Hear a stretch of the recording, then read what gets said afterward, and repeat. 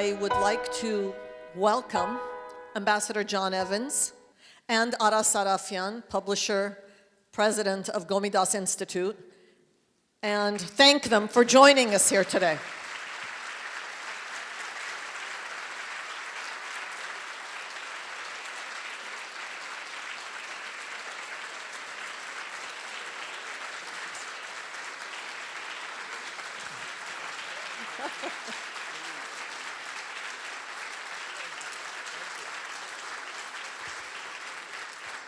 Well deserved.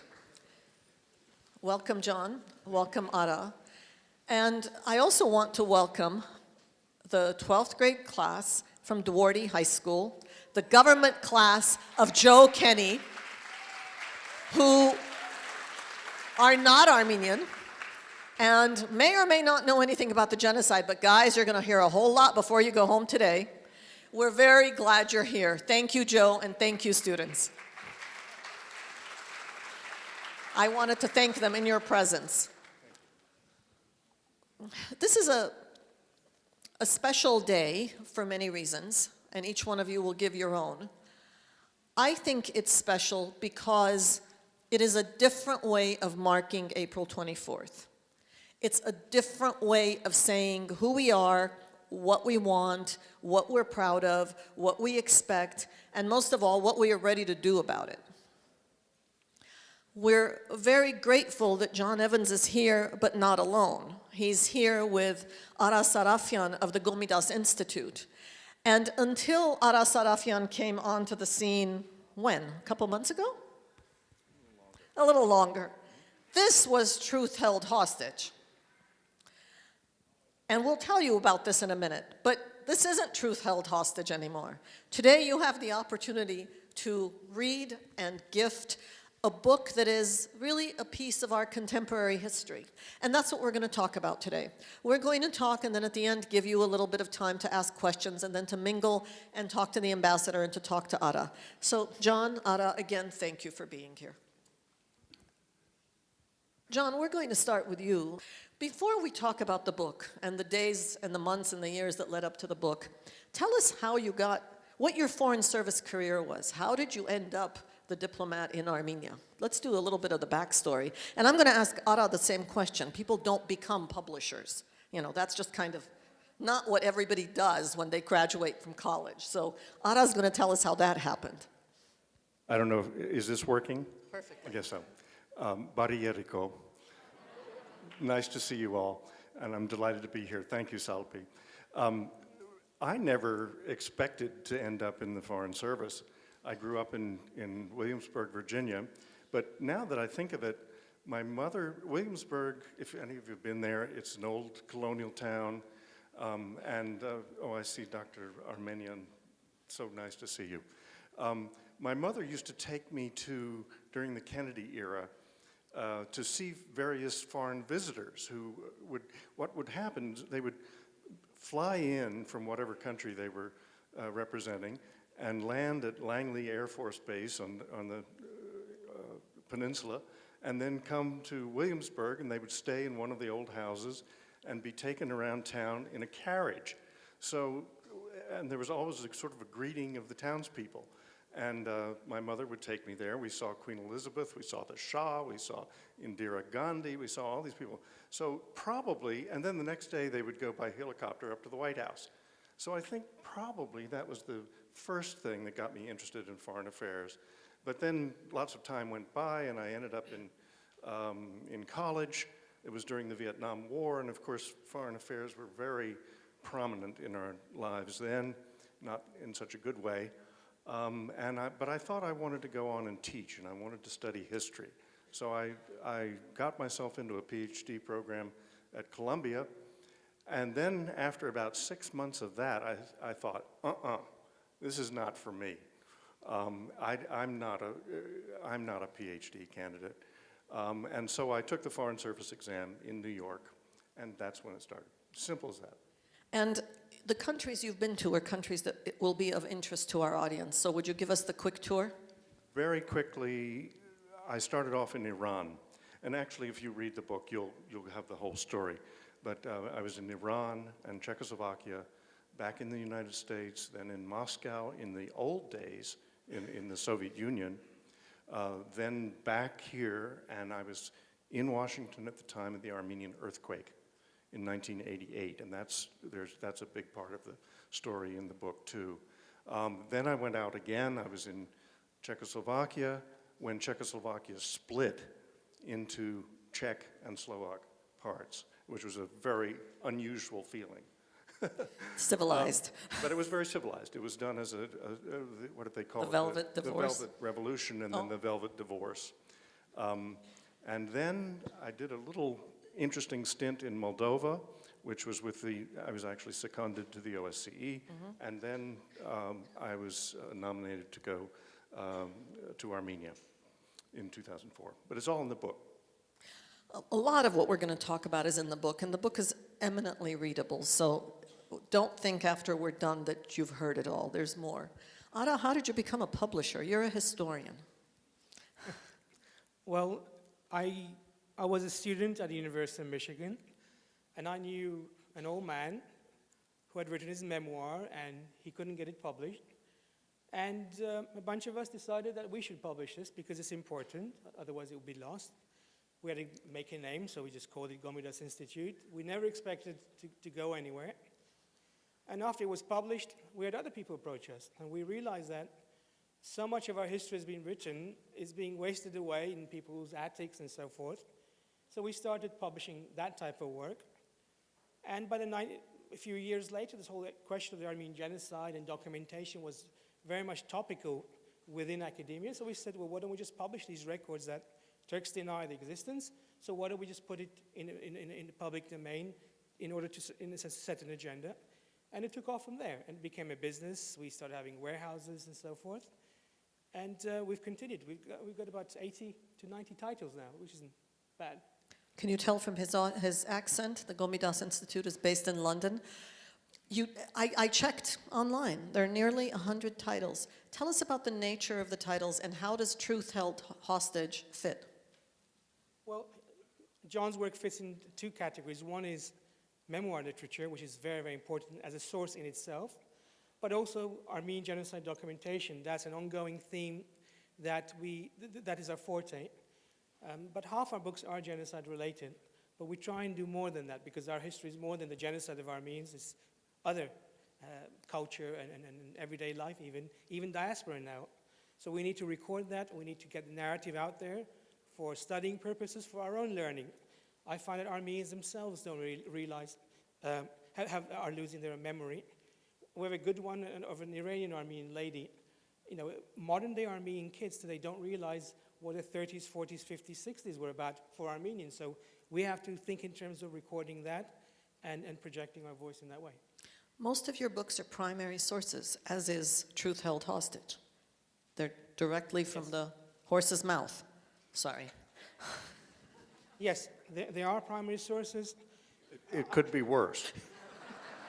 I'm a historian. Primary sources are the bedrock of our understanding. Those are the critical narratives, materials with which historians, social scientists work. So there are letters, there are reports of ambassadors and consuls, there are diaries.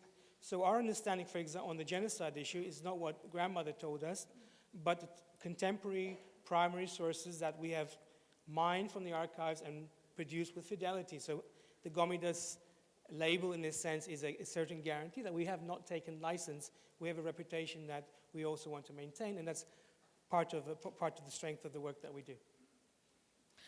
John, there is a line in your book where you're talking not about Armenia, but about the Czech Republic. And you talk about your experience with dissidents and Václav Havel. And you have this great line, the silence of the outside world would rarely, if ever, benefit the dissident. Talk a little bit about that experience, because then I want to ask Ada the opposite of this, which is our experience. In the book, this reference occurs because once I had talked openly about the Armenian genocide and thereby enraged the State Department because it was a taboo. in 2005. Once I had done that, I started to feel like a Czech dissident. I had been in Czechoslovakia when the Charter 77 was written, which was a great human rights document of that time. And Václav Havel went to jail because he signed it. I knew Václav Havel when he was a dissident. I then came back to Czechoslovakia after the wall had come down, and I knew President Havel as president. It was a very, the world was turned upside down after the wall fell. And so I had great respect for Havel. I also, and this is in the book too, I once had a vicious argument with him. But I'm not going to say more about that. Vicious only in the sense that it was intense. But Ada, turn that on its head. You're a historian, and what we do, those of us who I call professional Armenians, what we seem to do all the time is try to make sure that the world hears about our dissidents, our claims, our needs, our scholarship, our facts, our dignity, our history. Hedo? You're talking about... Where does it get us? You're talking about Haitad? Is that what you're talking about? I'm saying How from scholarship to Haitad. Okay. When I describe myself, I don't say historian anymore. I call myself a historian-activist. I think history on its own, remaining ivory towers, serves no real purpose. But the history that we're dealing with, the material, the question we're raising from an academic perspective, informs our activism. Where we take our work is to inform not just Armenian audiences. In my case now, increasingly we take that debate into places like Turkey. We have a very large readership within Turkey, surprisingly so. And I sometimes wonder who reads it. You'll be surprised that Turkish dissidents read. If we don't publish, if we don't make this material available in print or the internet, they will not have a voice. They will not have a powerful voice the way they do. So it's important that the publishing side, the disseminating information also takes place. It's not enough for us to know within our own narrow circles. There's an active process of recording history, disseminating information in a true fashion that third parties can also mine for their proper purposes. So there's a meaning to what we do. I feel that it's not just purely academic. It has an impact. It sets an agenda. And if we don't do that, our cause will be poorer for it. We will not be able to make a strong case. And I think John's work is extremely important to explain what's happening in the United States, in the corridors of power in this country, and also the questions that he raised as well, because that's all part and parcel of learning process and setting agendas for the future. And that's what I want to talk about, but I want to say something to the 12th graders. I have a boss, until recently, until he left SC, who had a great line. He called it scholarship with consequence. And that's what Ada's talking about, that scholarship has to have consequence. It's a great line. Ambassador Evans, we want to hear your story. So what did you know when you got to Armenia, and then what happened? Salpi. That's what the book's about. Let me say what the book's about. It's first of all my own personal odyssey from knowing next to nothing about Armenia or Armenians. I mean, growing up in Williamsburg, Virginia, there were no Armenians there, although there was one in the 17th century. That was Martin, the Armenian, who tried to introduce silk culture. But in any case, the first part of the book, and really I would say about half of it, is my story from knowing nothing, like most people in the United States, knowing next to nothing about Armenians, to gradually in Iran, and through the earthquake experience, and through study that I took a semester to work on Ottoman history, and then, of course, through my assignment and preparation for the assignment, I got to the point where I'd already been aware of the issue of the genocide, but I got to a point where it was then an ethical question for me because I was ambassador of the United States in Armenia. I knew what the facts were. I knew what the Genocide Convention said. And it put me into an extremely difficult position, and I had to make a choice. And so that's what the first part of the book is about, how I got to that point and what the consequences of that choice were. I think some people imagine that it's very simple for, say, our current ambassador, Richard Mills, to simply say genocide. If you read my book, you'll find out how many things are holding an ambassador back, and even, as we know today, our president. Because I know it's in his heart, but it's not on his lips, and yet he has signaled in the proclamation this year, again, that his position is well known, and he has not changed that position. That's a very powerful statement, and everybody in Turkey knows what that means. The second part of the book, just briefly, is a discussion of various legal and diplomatic issues that impinge on this whole question. And in the last section, I throw out 10 modest proposals. None of them is a silver bullet. Some of them are dead on arrival. But I just hope they might be an impetus to thinking about things that can realistically be done in our time. John, when you introduced that part about the modest proposals, the words you used, that I hope to suggest ways to move the issue forward within everyone's honor and dignity, and with everyone's honor and dignity and truth intact. People rarely talk about dignity when they talk about genocide and genocide recognition. And you use the word dignity. Why? In one of the last appearances that I made as ambassador at the American University of Armenia, a young woman came up to me. I didn't know her. And she said, "Mr. Ambassador, thank you. You have given me my dignity back." Now, I don't believe that what I did solved that problem. But there is a question of dignity here. And it's on both sides. And if you think about what happened in Ukraine over the last couple of years, they call it the revolution of dignity. Now, I think it's more complex than that, but a lot of people everybody wants their dignity.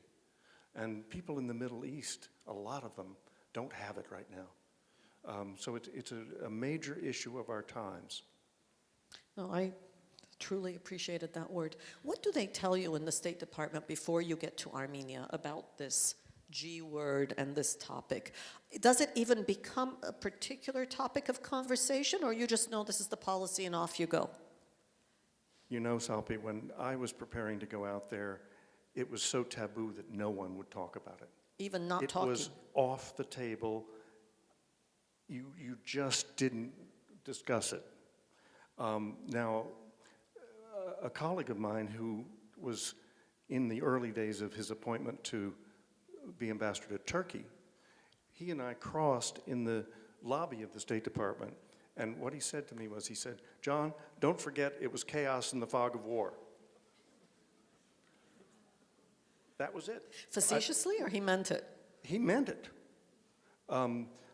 There was no explicit instruction not to talk about it. It was so much deeper than that, you weren't even supposed to think about it. It was a total taboo, and that's one of the key reasons that I felt somebody had to break this taboo, break open some space about it so that then we could talk about it. Push that a little bit. How did you think that was going to happen, knowing that Washington perhaps would not be too happy? In the book, you will read about my efforts, my persistent efforts to try to get the State Department even to use the language of the White House because they weren't even there. The State Department was behind the George Bush White House in dealing with this issue, if you can imagine. Behind meaning? Meaning lagging. And this is in the book, and I don't want to talk too much about it, but I tried to work within the system. And at a certain point, I realized, can't be done. And somebody's got to jump outside the box and shake this thing, or there won't be any progress for years. Do you think you succeeded? I hope I succeeded partially, and there are some indications of that which I put in the book. There, first of all, you can now talk about the Armenian genocide in the European Bureau of the State Department. That doesn't mean that you can go out publicly and talk about it, but the issue itself can be discussed. That's progress. And there have been a couple of successive lurches forward, usually in the context of a new ambassador being assigned and the issue going to Capitol Hill. That's usually when we see a little tiny bit of a lurch forward. What was the reaction in Washington? My superiors in Washington were described as incandescent. You want to define that word? They were not happy. And you know, I knew that something was going to be done to me as punishment. And I knew there was a kind of a range. I mean, they could slap me on the wrist, or they could have me thrown in jail or something. And in the end, it was kind of in the middle. Yeah, you weren't in jail, but tell us a little bit about that middle. Was it a crescendo? Was it done the first day and it was over? Did they know what to do? Well, I want to leave some of this to readers of the book, how it all played out. But what really infuriated the State Department, I mean, they were already incandescent, but what really got them mad was that an association of retired diplomats nominated me for a very prestigious prize, the Christian Herter Prize for dissent by a senior Foreign Service officer. And the word of my having won that prize went out worldwide over Condoleezza Rice's name. And as it turned out, the award was to be conferred in the same week that Prime Minister Erdogan was going to be in Washington. Oops. So this did not make... The protocol office wasn't working that week. That was bad timing. So in the end, on a technicality, my award was rescinded, and nobody got the award that year. And in Armenia, what was the reaction? Very different. I was not once asked in Armenia by any journalist in any press conference about the Armenian genocide. Before this announcement? Or after. Certainly it's on people's agendas, but there are so many other things on the agenda. Questions of pensions and education and jobs and so on. And in the first 10, recognition of the Armenian genocide appears, but not in the first 5. What about your colleagues at the embassy? Split decision there. The younger people would come to me quietly and tell me they thought I'd done the right thing. Armenians, local staff, or No, I'm talking American? about Americans. The Armenians completely agreed. And they would come to me too. But my 2 most senior deputies were apoplectic. And you can read the book and get some flavor of that. Ada, how did all this become a book? I mean, it was always a book. How did it become a published book? Well, I'm happy I stumbled across Anna Dikran Kumjan very well. Professor Dikran Kumjan, who was at Fresno State for many years, art historian. And he mentioned the manuscript because he had written forward for it, and I was absolutely appalled that it hadn't been published yet. And I said, well, do you mind if I contact Ambassador Evans? And he said no. And lo and behold, we got in touch, and we've hit it off really well. We work really fast. And I should say we intend to continue working fast, because the book is a means towards an end. It's not an end in itself, because I think there are a lot of important lessons, important issues that can still be addressed in this type of forum in the future. And you just met yesterday. Can I just mention the internet is doing its work? They did all this, and then they met. Yeah. What is that, the rest of that agenda? What do you want to be doing with the book? Well, the book is a starting point. Our relationship is the second one. I wanted to have a measure of where John stands on these issues now. I never assumed how far he's willing to go with it. I never pushed him. It's in my interest to push him, right? As a publisher, I never did that. It's John who's comfortable in talking with his issues, standing his ground, and continuing the conversation that he started. And I'm happy to stand by his side. So that's a key element.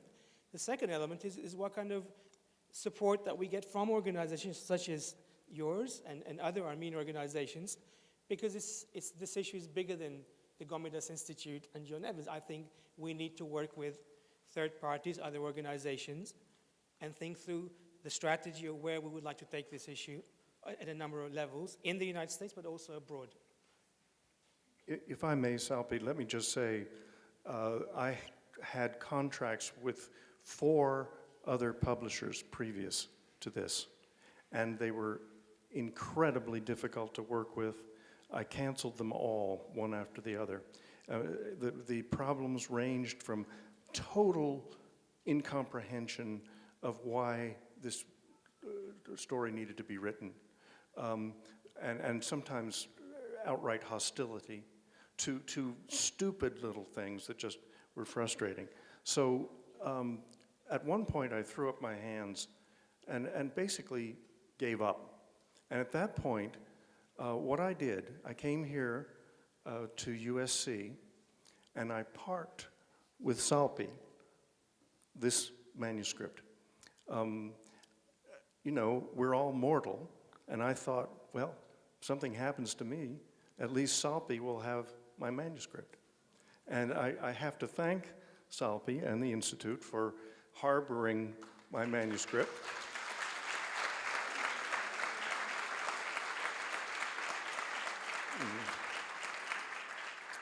And then it was like, it was just wonderful to hear from Ara, who has been a dream to work with. I mean, he understands things. He's a good editor, and it's just been a dream partnering with him. I want to go sideways a little bit and then come back, because I'm afraid in many ways we're talking to ourselves, and why not?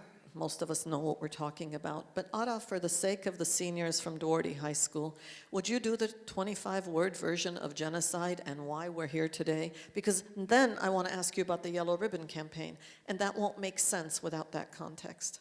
You mean the Armenian genocide? The Armenian Genocide. The Armenian genocide is about the systematic manner in which Armenians were victimized during World War I. They were taken away, and they were either massacred or they were wasted away on what the government called deportations. The entire event took under the auspices of the state organized the destruction, and it pretty much succeeded. I mean, probably about 3/4 of the Armenians of the Ottoman Empire perished as a result of those policies, and we are the descendants, and now we want a reckoning with that historical record. I said 25 words, he took me literally. What this is about in many ways is, this isn't about how many people were killed or how brutally they were killed, although both of those are true. If your total population is 2 million and 1.5 million were killed, that's pretty bad. And deportations, rapes, stealing children, killing off the men, butchery, that's pretty bad.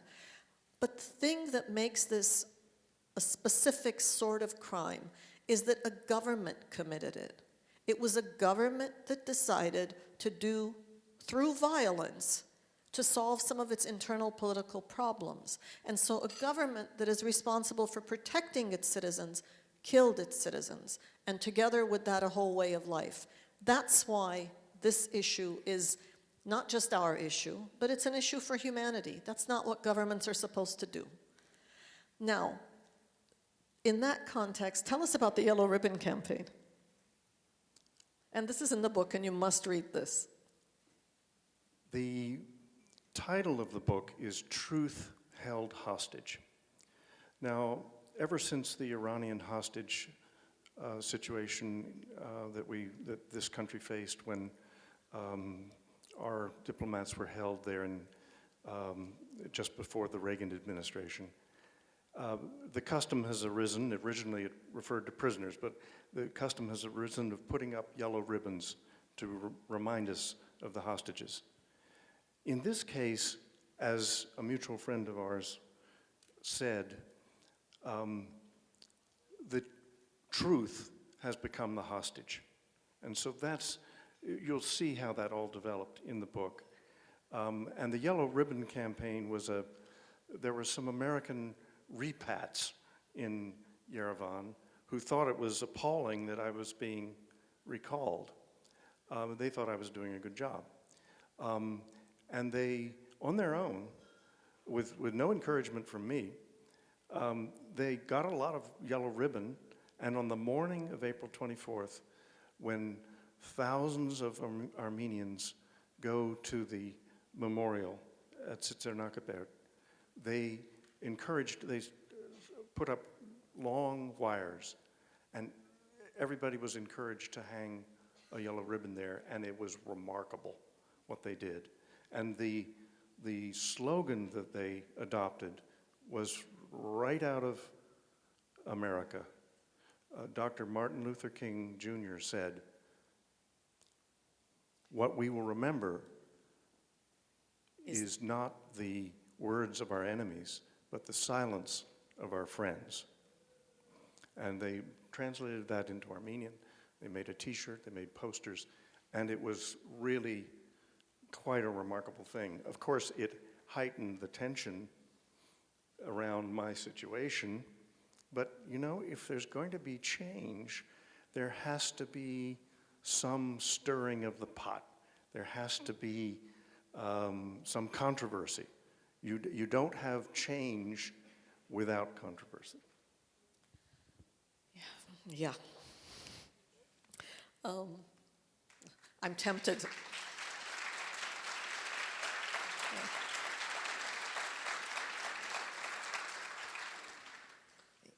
I'm tempted to say something in Armenian that I won't be able to translate to English, and that is Nahadagvil mekpan, բայց էշ նահադագ երթալ պետք չէ. So if somebody was going to be sacrificed, might as well make use of it. So sorry, Ambassador. You talk in the book also a little bit about life in Armenia. You and Donna enjoyed life in Armenia. We very much did. There's no question about it. Yerevan is a very secure place. We didn't even have a bodyguard. And we found lots of things to enjoy, cultural things, music, food, of course, and going around to various sites, monasteries and churches. And also, I was so interested in trying to do things to improve life there. The U.S. government actually has done quite a lot of good in Armenia. It started really with the earthquake. We were very involved in that, and then came to be involved again when Armenia became independent. And so I've done things like inaugurating a slaughterhouse. I mean, people don't think that that's what diplomats do, but sometimes you do. And that was very important because a lot of meat is still being slaughtered in the old way on the side of the road. So getting a slaughterhouse in place where this can be done in sanitary conditions, and, makes sense. And with scale so that it affects the economy and not just sustenance living. Ara, if you lived in a world where you could pick and say, I'm looking for an author who will write about, what's your wish list? What do you want budding authors to be writing about? that's a hard question. I'm usually campaign-oriented rather than publishing for publishing's sake, so it depends on what we're working on.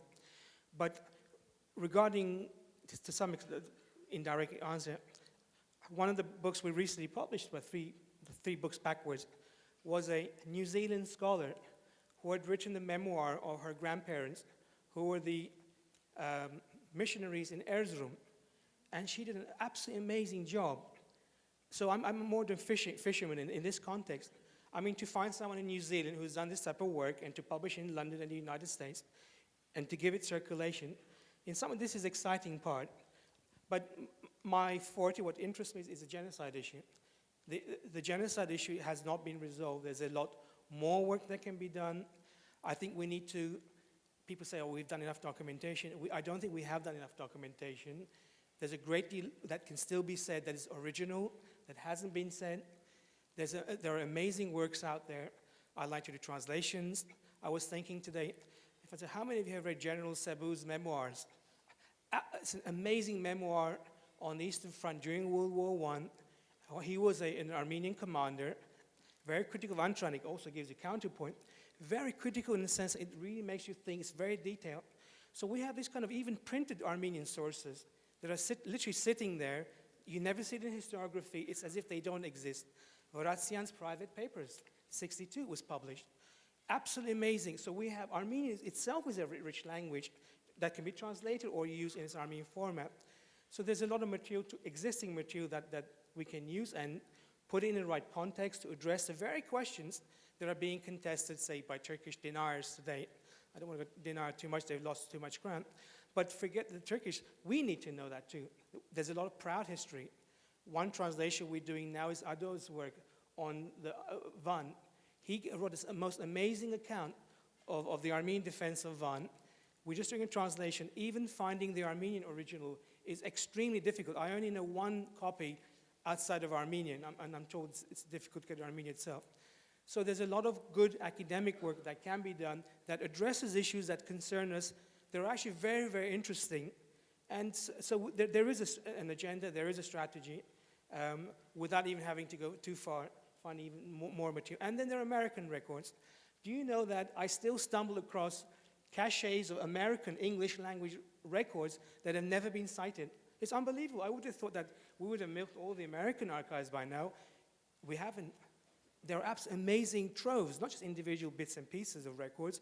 There are hundreds of pages that are sitting in American archives that American Armenians have in mind. So this is something that we need to talk about in terms of strategy and fitting it into our general understanding of Armenian issues and sharing it with each other so that we become more sophisticated. We can argue even a better case on the genocide issue, and we can take the political agenda that goes with it forward as well.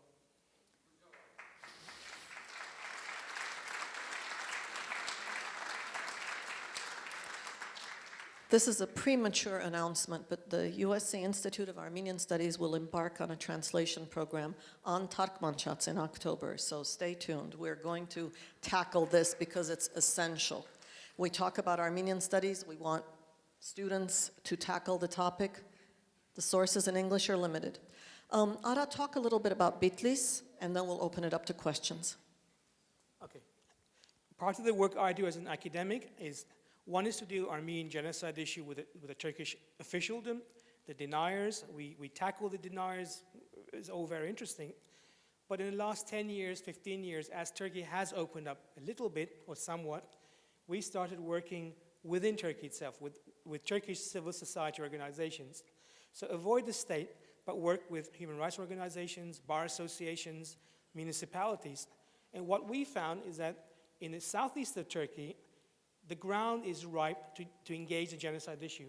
Nobody has ever denied the Armenian genocide in Bitlis or Diyarbakir, the two areas that I worked in. And I realized that we need to reach out to these people. We need to create a dialogue with these people. We can resolve many of our differences on the genocide issue with the very people whose ancestors carried out the mass murders. They will tell you about how they were involved, how sorry they are. When you go to Diyarbakir, they used to tell me, welcome to your city. Armenians built everything. very similar experience in Bitlis. But what we do is, I call it a case study. By actually doing what we're doing, I want to show Armenians that it's possible to have a genocide conference in Diyarbakir last year in Bitlis. It's possible to have an exhibition on Armenians 100 years ago in Bitlis. In fact, last year when we went back, the locals had an exhibition of the Armenians in Bitlis. They curated the material with roses and expressing their sincere shame, right? Because you raised the question of dignity earlier. There's a way of engaging these issues without taking their dignity away. And once you do that, you'll find out that they will volunteer information to you. You will allow them to show contrition, and they will show contrition. And they don't fear you because they know you're not there to hurt them. And so it's a very strange feeling. So Bitlis, we've been doing this for several years. And we're opening an office now. Everybody expects us to pull out because of what's happening in southeastern Turkey. We're actually making a point of staying put, standing by their side, because these are the grassroots basis on which we will resolve the Armenian issue. If not in Ankara, certainly all the way from Diyarbakir to Iğdır. The Kurds laughed at that. They say, we have a border with Armenia today. You know, HDP has a border with Armenia. And the potential of resolving issues, even documenting the genocide, I haven't seen opportunities like this until the last 10 years. And today it's the Kurds themselves who are publishing on these issues. There is contrition. And this opens up a whole new theater for us to engage. And you feel the Armenian genocide issue is not lost. There's something to play for, and there are even people, quote unquote, to play for. There are still the Dönmez, there are still people who are Islamicized, they're Muslim, but thousands and thousands. And I used to think people, it was a figure of speech. You're going to place 10% population will openly say, we are the descendants of Armenians who were forcefully Islamicized in 1915. I mean, that's why do you say forcefully? You're either Muslim or not. It's not an issue. But you realize that there's a whole range of people who are voiceless amongst us. They don't represent themselves. But when you go there, you have a measure of it, you realize that the Armenian genocide issue has not run its course the way we think it has. In Diyarbakir, I was in Easter 2 years ago, 1,500 people, half of them were Muslim Armenians who come to Armenian church. So you realize that there are still potential communities there, and we should also factor their interests and their needs in what we say and how we engage Armenian issue. But the Armenian issue is not finished, certainly in southeastern Turkey, and we're talking about tens of thousands of people. You could probably say 100,000, but hundreds of thousands, certainly tens of thousands. Absolutely. In the English translation of Fethiye Çetin's book, My Grandmother, Maureen Freely, who is also Orhan Pamuk's translator, says that the number that is used is 2 million people in Turkey today with Armenian ancestry. That's the estimate. Mixed as well, right? Mixed. Absolutely, absolutely mixed. But 2 million with some Armenian ancestry. And when we talk about survivors, we think we're talking about us only. Ambassador, if you would like to add something at this point, please do. Otherwise, I'm going to start questions. But then before we conclude, you will get the mic again. I'd just like to say this, that I promised to write a book 11 years ago at USC. I'm sorry it's taken so long. You wrote it. That wasn't the problem. There were obstacles, and I did stop during the period of the, what did we call them, the protocols, because I wanted to see what was going to happen. That turned out to be a dead end. And of course, I keep following the news from Armenia, and I've done a few little consulting jobs in the meantime. But I've finally delivered on my promise, I hope. But I hope that this book will really be, it's not an answer to all the questions. I hope it asks some questions and gets people thinking about some of these issues, because particularly right now, in the wake of this horrible thing that happened on April 2nd, this blitzkrieg, I think a lot of people are re-examining some assumptions. It's a time when, and it's in Armenia, it's in Artsakh, and it's outside. There are a lot of questions, a lot of assumptions that maybe have been shaken somewhat. So if this book helps a little bit to provoke conversation, I'm not expecting everybody will like what I've said, but I want it to be a topic of conversation. Thank you. Thank you very much.